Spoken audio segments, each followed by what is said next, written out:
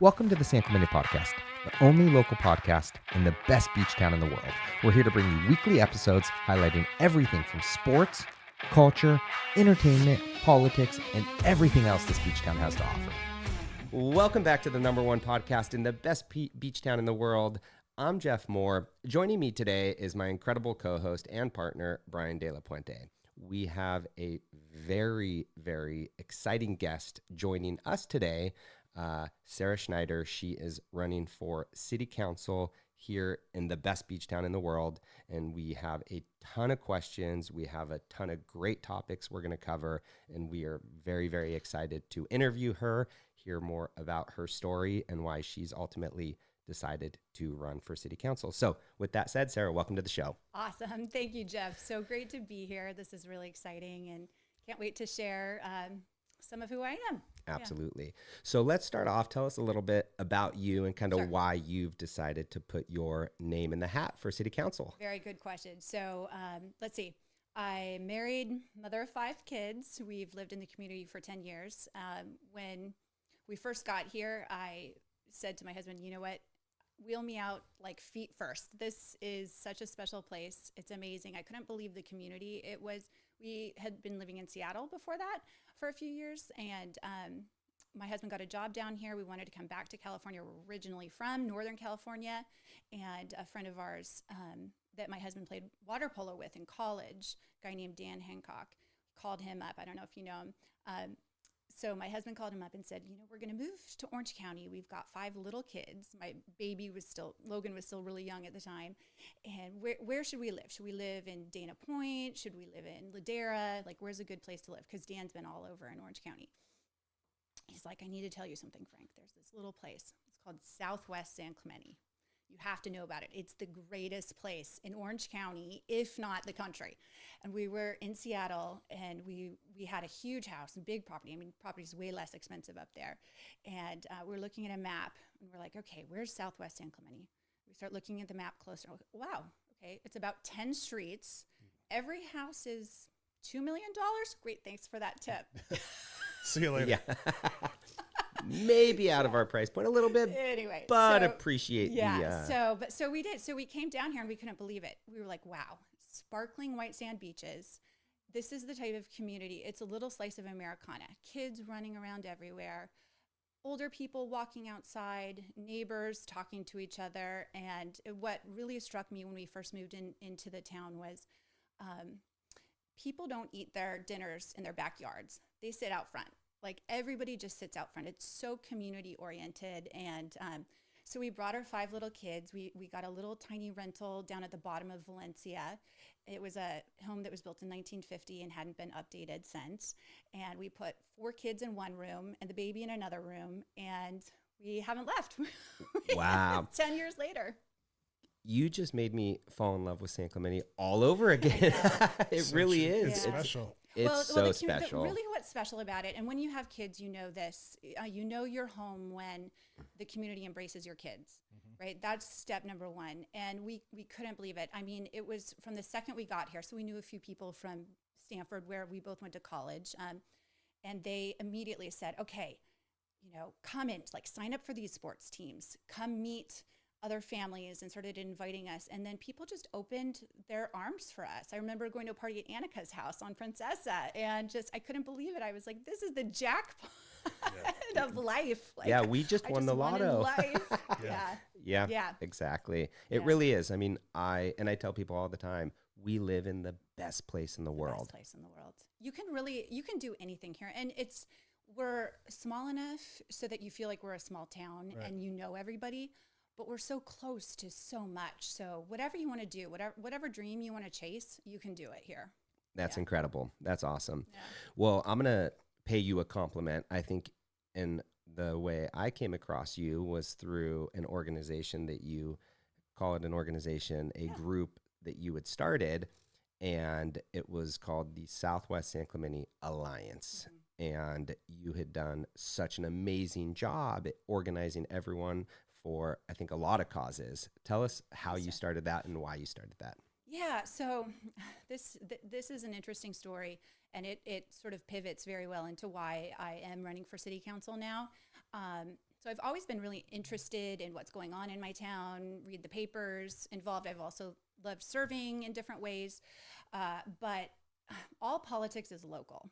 So when something happens to you locally on your street and it impacts you, you either kind of complain, you move, or you organize for change. And so we had this really big issue land on our street, and I knew right away that I love this town.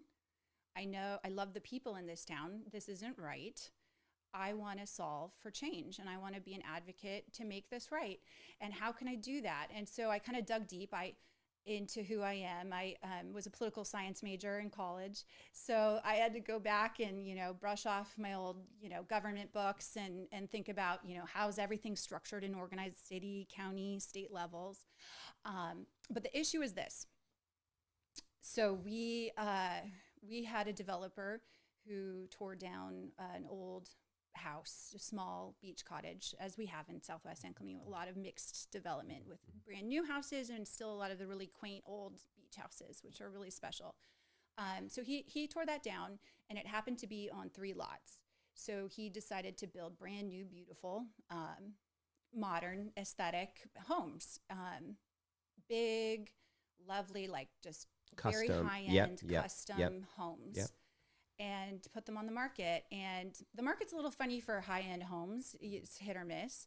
But so the homes kind of sat. And then over the summer, we started to hear some rumors that potentially drug and alcohol treatment business was going to be moving into the homes. And we were all shocked. Really couldn't believe it. I'm not really a conspiracy theorist, so I was like, oh, that sounds like people just talking. Sure. That can't actually be true. So we sort of laid it to it, but then we put our feelers like, let's maybe call the realtor and find out and see. And he was sort of playing it down, like this isn't going to happen. So we were all fine. So the summer, we're all right. And then the houses are moving towards closing, and we're all kind of holding our breath. And one of our other neighbors got a text, and it's the text that lit the world, really, which said, by the way, this was the developer who told the neighbor this. By the way, I can tell you now that drug treatment facility has moved in. They're buying not 1, but potentially 2, and maybe all 3 of the homes. And I can tell you who they are and their name. And sorry, this is going to be fine.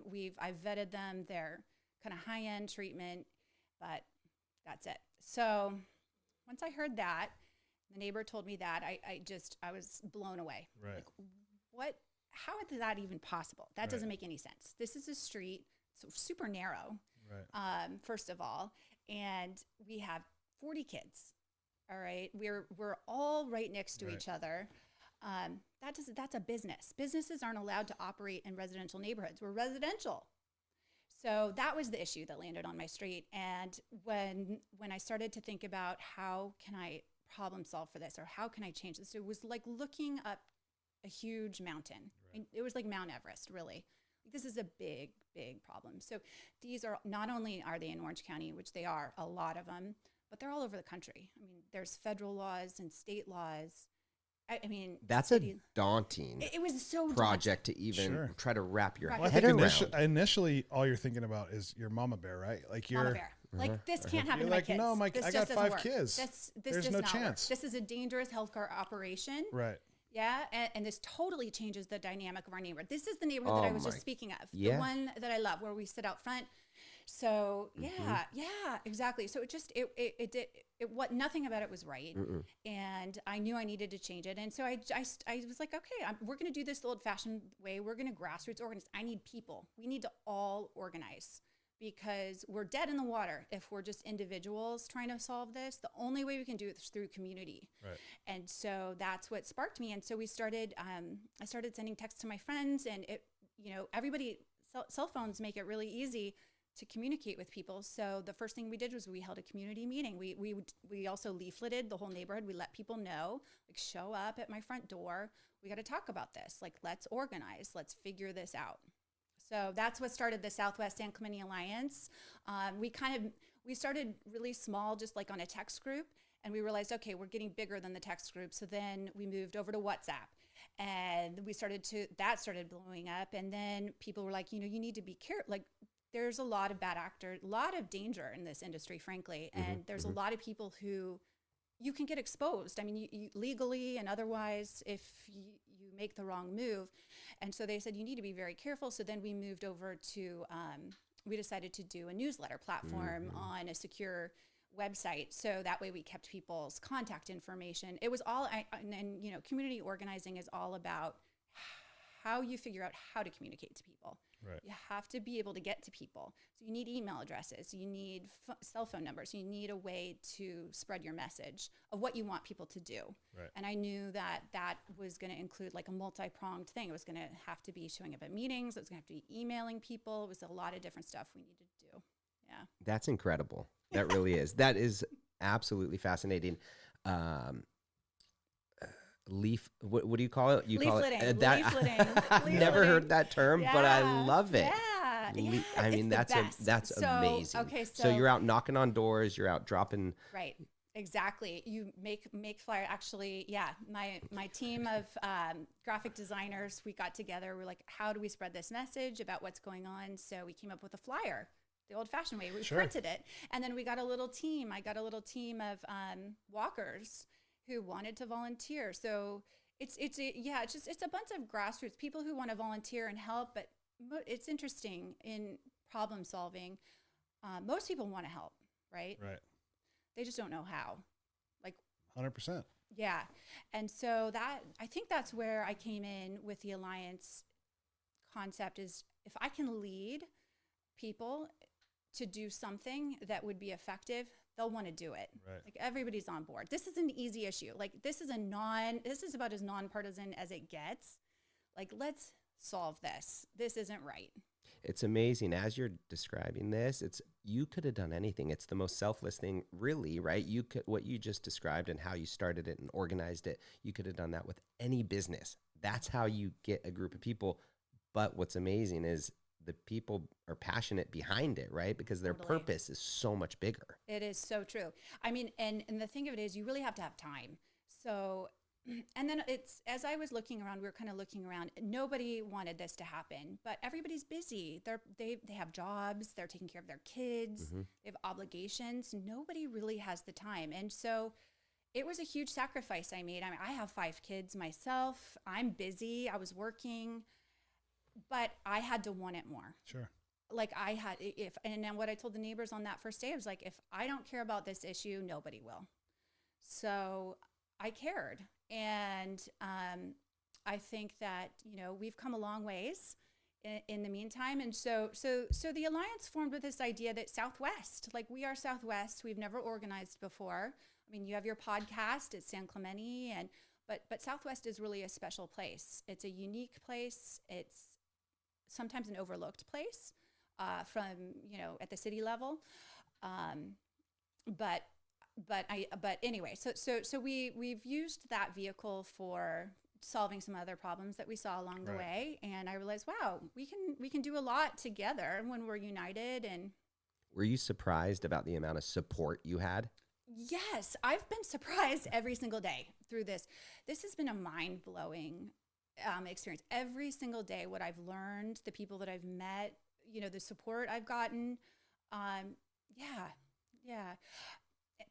Yes, but I in some ways, like I know, like I'm pretty even tempered. Not a lot bothers me.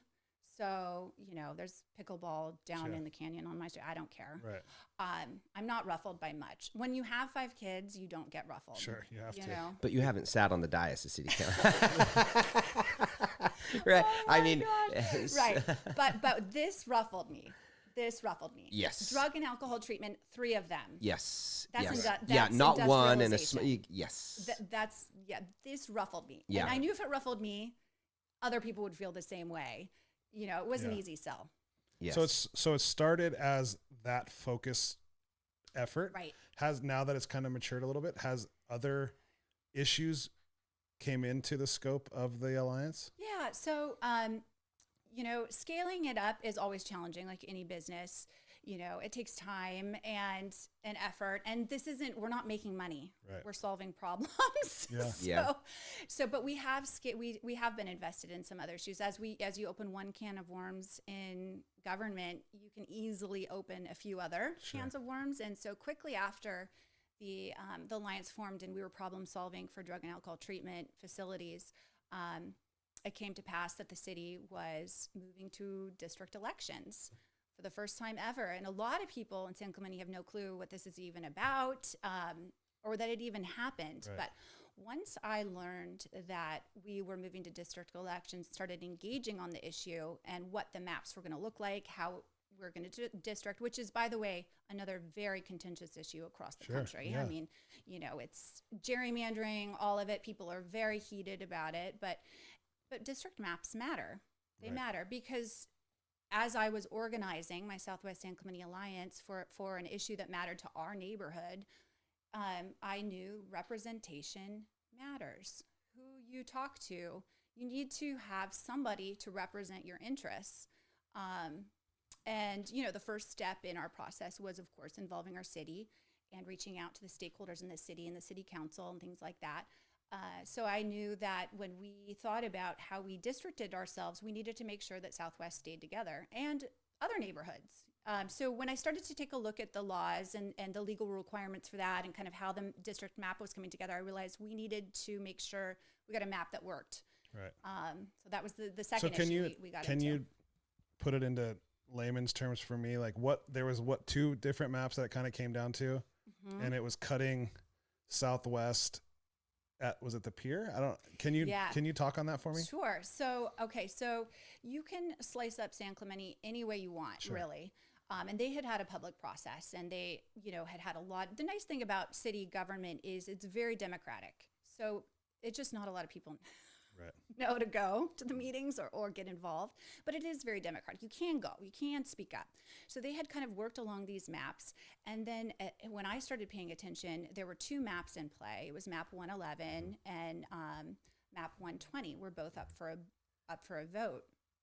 Well, it's kind of complicated, but anyway, they were both up. Map 111 was the map that ended up sneaking past in a vote, and it was a problematic map. It just wasn't good. It split Southwest San Clemente in half, and it split Southwest San Clemente on my street. Ooh. Like literally one side or the other? The canyon behind me. So my neighbors on the other side of my canyon, who I can hear their dinner conversations at night. Separate district. Different district. Different person representing them. Different yard signs. All of it. Interesting. Yeah. Wild. I mean, that seems like common sense. So here you have like a woman on the move. Like I'm already fired up. Yeah. Okay. Like I know how to email people. I know how to call people. I know, this is my game. Like, yeah, you're roaring and ready to go. I'm roaring, ready to go. And you're telling me you're going to split my district. No. No way, no how. No way, no how. So we rallied. So luckily I have a way. I think people gravitate towards the way that I communicate and message, and it's the residents, the people. They all rallied whenever I called them to. They all and by the way, this is all happening prior to you deciding to run for city council, correct? Like this is all way this before. Was back in the fall. This was early stage. Yeah, so this isn't even on your radar yet, right? You're never. just strictly your own community. So you're true. Trying to protect and trying to promote and take care of. And Jeff, the city council wasn't on my radar. I never, ever thought when we first moved here, any time in my life really, that I would run for city council. I always appreciated city council, but I never thought I would run. And it was really only recently after I have developed all these skills, and now we have this district that we fought for and won, by the way. So we ended up getting the map 120, that worked for us. And that took a couple more battles along the way, but that's a story for another time. But anyway, Southwest and Southeast are District 4. So San Clemente is going to vote biannually for city council representatives. It used to be, so we have 5 total, and it used to be at large. So anybody could live anywhere And then whoever was up for election, sometimes it's 2 at a time or 3 at a time. Then it would be, of the 15 people that are in the race, the top 2 would get the spot. So everybody's familiar with that. And then they would decide who's mayor and who's mayor pro tem. And that was always a little interesting. And that was just, right, majority, right? You get of the 5 members, right? You get 3 votes. Correct. Right. Exactly. So we still have 5 city council people, but in districting, they decided to move to 4 districts, and then we are going to, as a town, elect our mayor. Cool. So so it's kind of cool. So every 2 years. And the mayor can come from anywhere. The districts? Yeah.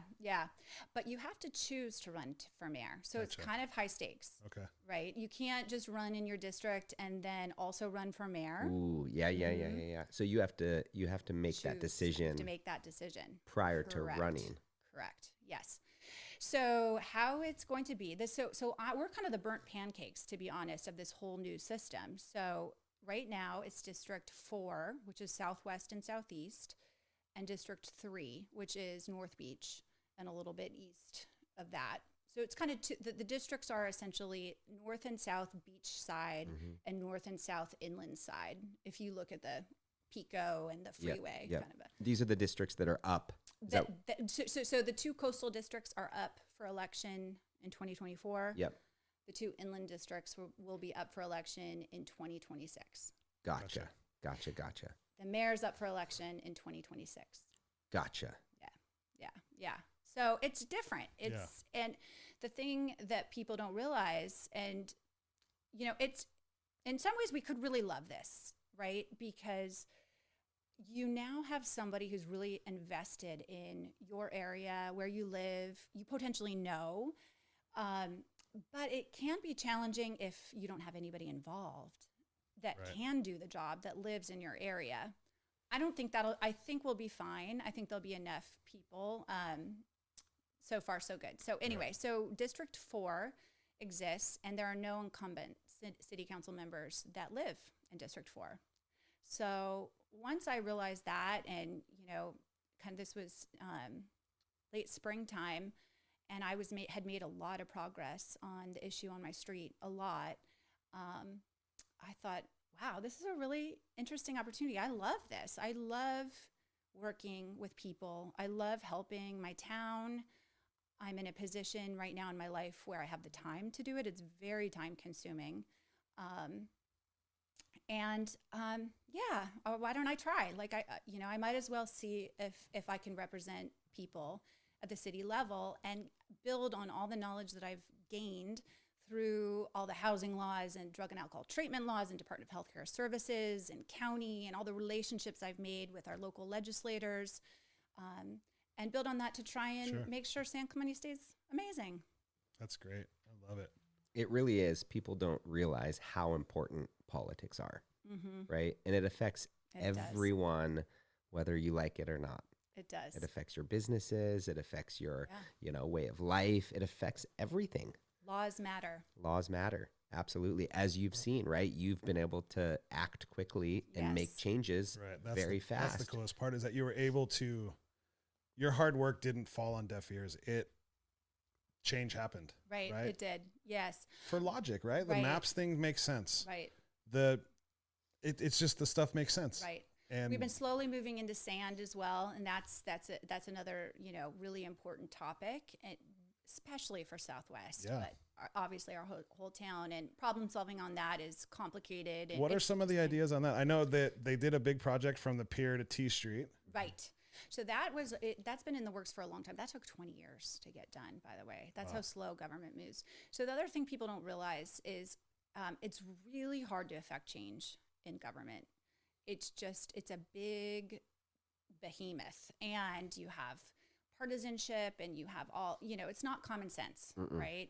You have to know who to influence. There's lobbyists that you have to deal with. I mean, it's a like wild game. It's a wild game. It's a wild game. But sand is another one. You have the Coastal Commission, you have the Army Corps of Engineers, you have permitting, you have money. Sand is very, very expensive. You have coastal. So the thing with coastal erosion, we've known that coastal erosion's been happening for a long time. but it's like watching paint dry.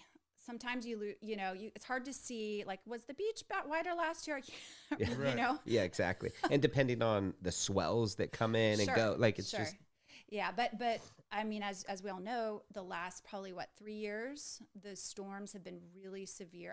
Ever since the drought ended. Yeah. Like 3 years ago, we started to get these really wicked rainstorms, which caused so much cliffs instability. We've had the landslides, and then our beaches got washed away.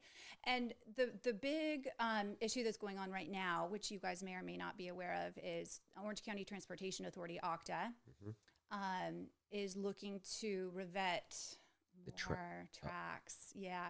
So that when you say revet, like reroute rocks. Or no, gotcha. Add more rocks. So one of the big devastations, like to add more track along the beach, not more rail line, but more rocks, boulder, like the big boulders, just to bolster it and support because of coastal erosion, stability. So the water's getting too close to the lines.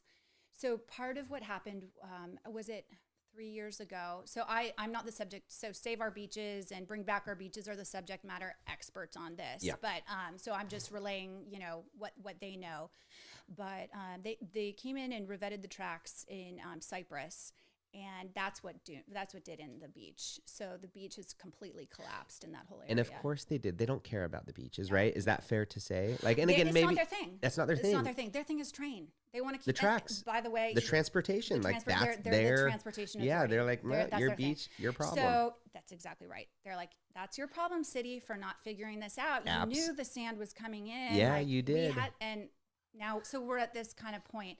Yeah, and so once it's really unfortunate. So obviously, we'd all love for the train to be inland. Yeah, wouldn't that be great? We would love that. It would be awesome. Amazing, but it's not. No, it's not. Just not. It's just too big of a project, too much money.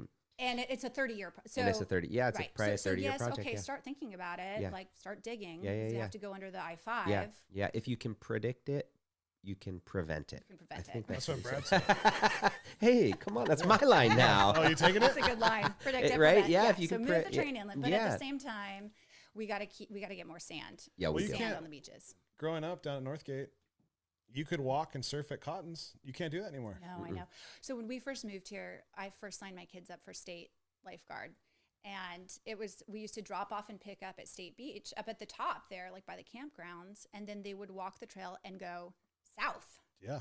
And they would camp there. They would have the volleyball courts. And that's where they had the whole state lifeguard program. It was all a ton of sand. There's no more beach. Ton of beach. It's all gone. Those waves haven't broken in years. They haven't broken. No, and it was State Park, Riviera, and Los Angeles. So when they revet the train tracks, so when they add those rocks to keep their train dry, so it's a cycle against the sand. So the waves come with a stronger force up against the rocks, and it makes the sand wash away even quicker. Yeah. Gosh, that's scary. It's so scary. It really is. It's really scary. You can't. It's just not okay. Losing our beaches won't work. It's just not okay. Yeah. And again, if we all sit back and do nothing about it, we know what's going to happen. Right. So what is happening? What can we do? So OCTA, OCTA has to keep their train line running. Right. Okay. So they are in the process of revetting more track, and they're going to need to revet the beach, State Beach, basically, which I don't know if you've seen that recently, but it's really, really small. There's not a lot of sand there. So our community organizations, led by the amazing people at Save Our Beaches and Bring Back Our Beaches, and our city right now is doing great stuff. Yeah, they stepped up. They brought in all this stuff. Yeah, our city manager is fantastic. Yeah, he's outstanding. So we're kind of trying. We use this tactic of, okay, OCTA, if you're going to do this, if you're going to put rocks on the beach, why not just bring a bunch of sand? It's a natural way to keep the water away from it's a win-win for everybody.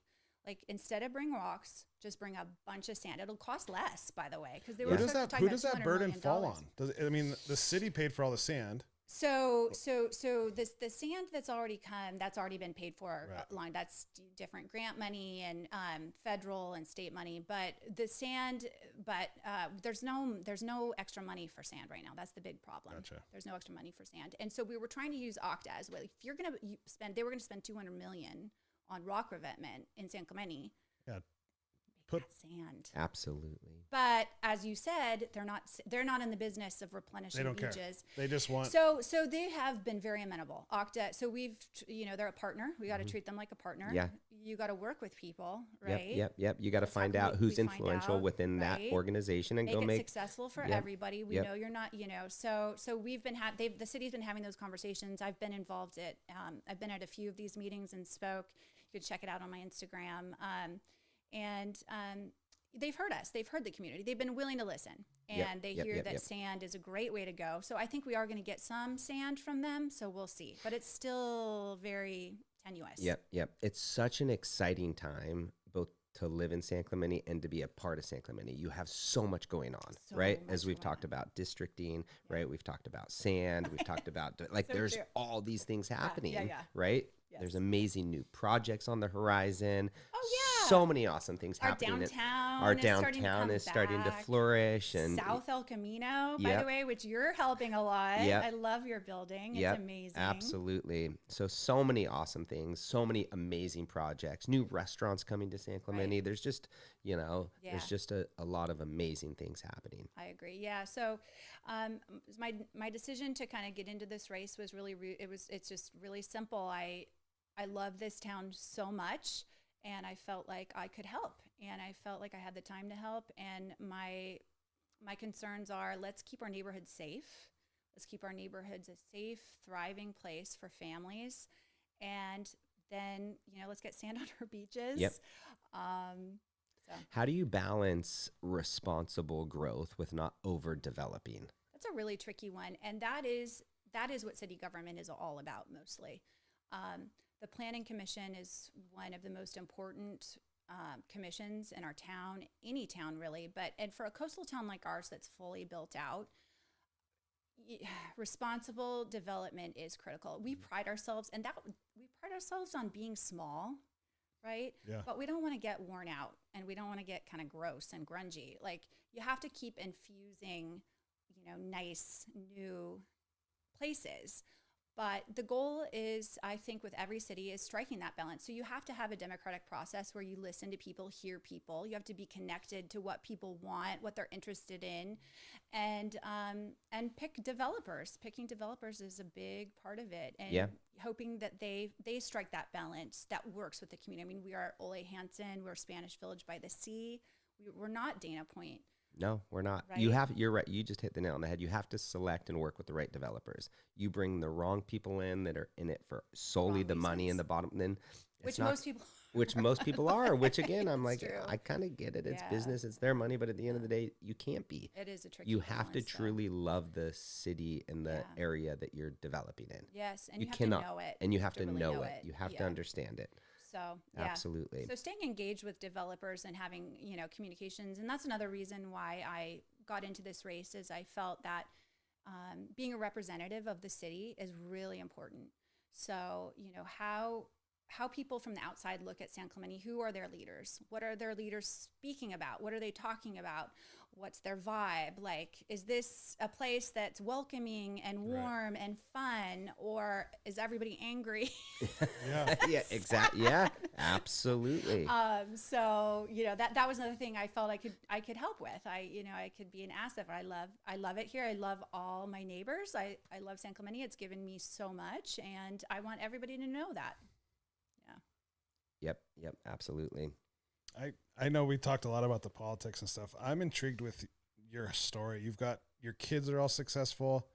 Can you talk like trying? Like, we're a work in progress. You've got one at Harvard, one going to Stanford. You and your husband both went to Stanford. I went to Cal, so I'm supposed to not like a little bit of a rivalry. Oh, we kept the axe the whole time. You kept the axe. No, Stanford football's not that good. Yes, when I was there, we were pretty darn good. But we both have young kids. What's the secret? What is? Less is more. I'm a really old school parent. Like I liked my childhood. I was blessed and fortunate to have a really kind home and, opportunities and things like that. And I liked my childhood, and I didn't really want to do anything differently. Okay. I rode my bike to school. I wasn't over-programmed. My parents kind of let me do my thing. But they always said, like, get good grades. Sure. So I just kind of repeated the formula, and it's worked. We let our kids ride their bikes to school. We don't overprogram them. So I don't know. It's hard to say with kids. You never know what you're going to get, but this town makes it really easy to parent. Sure. I'll just tell you that much. I mean, when we moved here, the community helped me parent my kids. So my kids all rode their bikes to Concordia, every single one of them, and I made them do it every day. Yeah. And it's interesting how culture changes. When we first moved here 10 years ago, everybody rode their bikes. Yeah. But by the time Logan, my youngest, got through, he was one of the few bikers.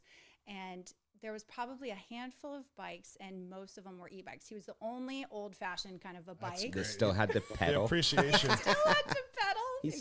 He still had to pedal his bike. Yeah, exactly. And so, by the way, but with that, you have to be willing to, if you parent that way, most people drop their kids off from school because they want them to be safe.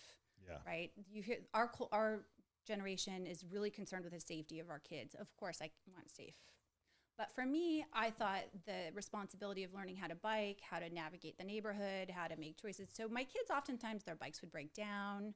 They would fall off their bikes. Things like that would happen. And they knew, how to talk to somebody, to call mom, or, people would put their bikes in the back of the car, drive them home. Sure. Yeah. You're helping them build life skills that way. Yes. Before I forget, talk to us about your slogan, it being a grassroots campaign. Grassroots campaign. So when I got in this was not about politics for me at all. This was about problem solving. This was about loving my community. This was about enjoying problem solving and having the skills to do it.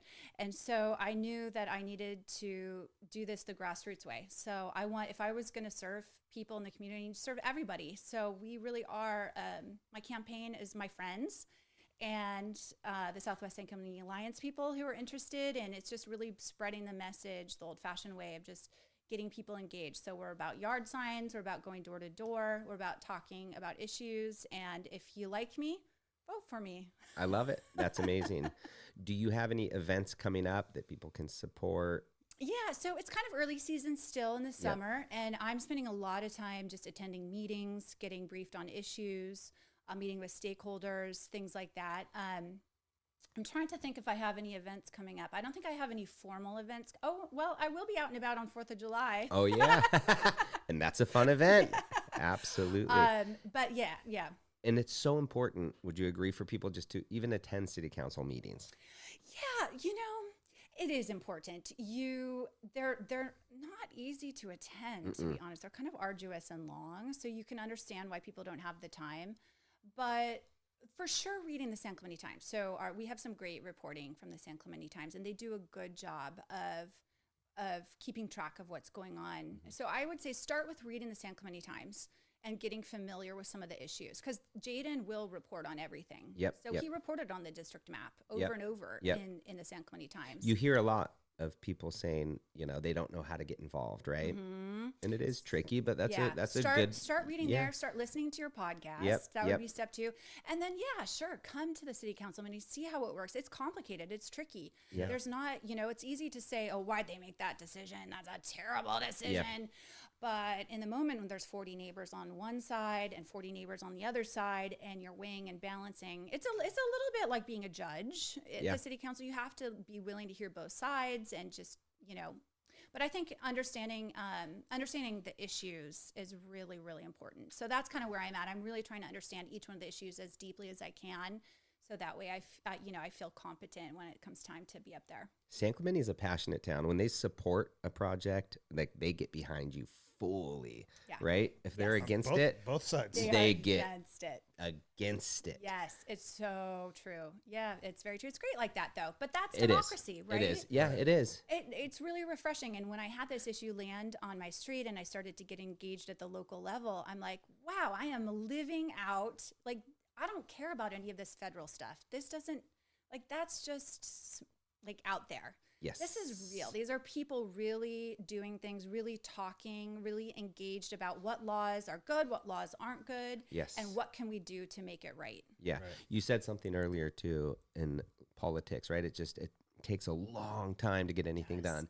But with city politics, I feel like, again, right, you are able to act relatively quickly, Pretty quickly. right? You can bring it back to the city council fast. You can get things done relatively quickly. It's really true. And a lot of people don't realize that when they don't even know actually that you can reach out to a city council member, that you can speak with the community development director, Adam, when you have an issue, or the code compliance person, or they just don't even know where to go with an issue. So they just kind of live with it or whatever. But, and that's why districting actually might be helpful. If you know your representative from your district and you have an issue, you know, you can email them. Right. And that's their job, is to get back to you. They might not be able to help you right away, but at least they can get back to you to hear what it is and start the process of problem solving. Yeah. Point you in the right direction. Point you in the right direction. Yeah.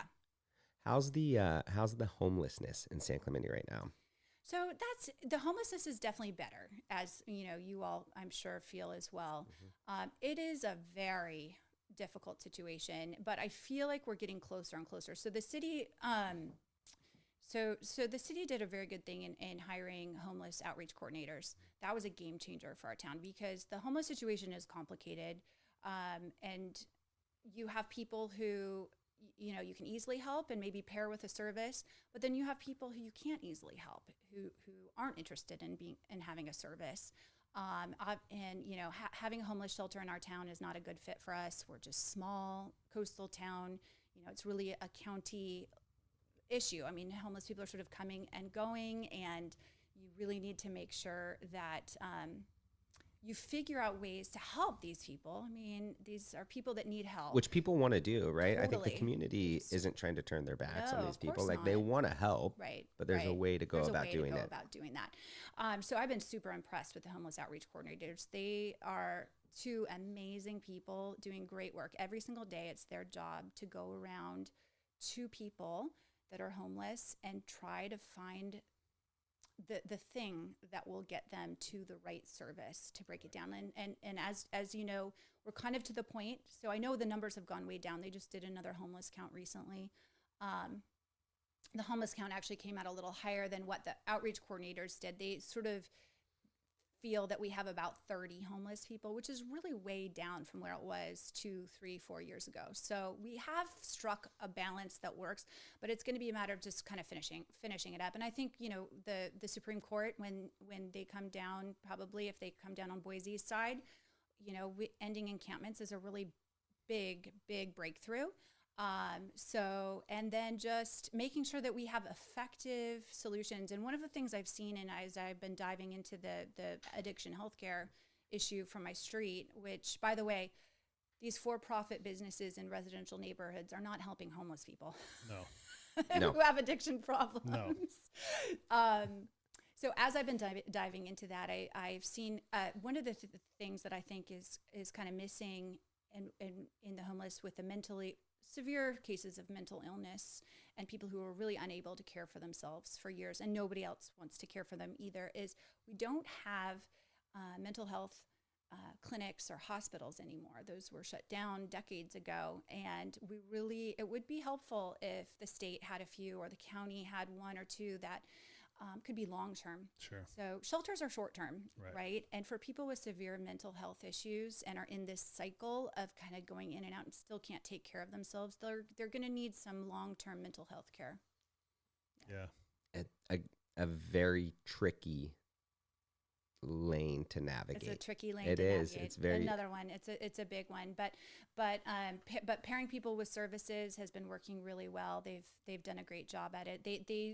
They know how to, like, they'll find out what is the obstacle for why is this person here. Is it that you can't take your dog somewhere? Well, let's get this dog let's get them qualified as a service dog so we can move them out. And yeah, so they do a very good job. So supporting that is a really big deal. But, you know, we have to make sure that our neighborhoods are safe, and you know, the homeless encampments it's a public health issue. It's yeah. Are we safe right now in San Clemente? Like, it is a safe community. I think so. People can do. rest assured knowing that their community is a safe place. I think so. Yes. I think that, you know, in Southwest, especially, because we struggle with, you know, the little break-ins here and there, and things like that. But for the most part, I mean, I feel safe here. Wouldn't have felt safe if businesses were operating, but luckily they're not.